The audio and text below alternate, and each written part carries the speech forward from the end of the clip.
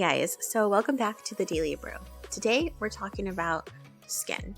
So skin is so important and so is self-care. It's why I'm making a whole series about self-care.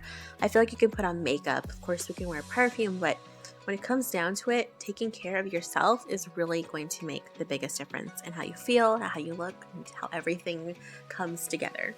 So to make this do-it-yourself scrub, you're going to need some ingredients. You're going to need some castor oil. I got mine on Amazon. You can find it at the grocery store as well.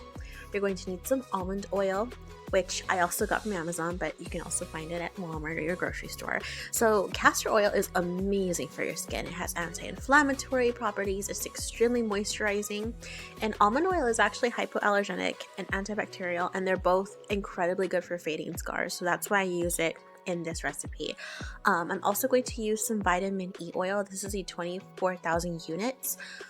And this is actually what the scrub looks like. This is the scrub that I had left over. So I know it looks kind of gross, but I promise you it's amazing. So I'm using Morena pure cane sugar. So you want to use an unrefined sugar just because it has more solid crystals, and actually using the oils in the sugar will make a really good scrub that won't dissolve until you add water, which is what you really want for a good exfoliator. So I put about half a cup of the sugar into the tub. I'm now going to put about 2 teaspoons of vitamin E oil. You don't want to put too much because too much vitamin E can actually irritate your skin. So I just put like a bit, that should be enough. I'm not going to measure anything. I'm just keeping it real with you guys. I eyeball everything. So I'm going to put about a 1/4 cup of the almond oil right into it. And as you can see, it's already starting to make like a nice pasty texture. And now I'm going to put the castor oil in. So I put about a 1/4 cup of castor oil, a 1/4 cup of almond oil. The almond oil is really light and kind of like a thinner texture, and the castor oil actually is really thick. So it actually thickens up everything. And I'm going to take, this is just a clean, brand new chopstick. I usually just use like a disposable spoon or something like that to mix it. And honestly, I just see, like, if it's pretty dry, I'll add a little bit more almond oil, which I'm going to actually do.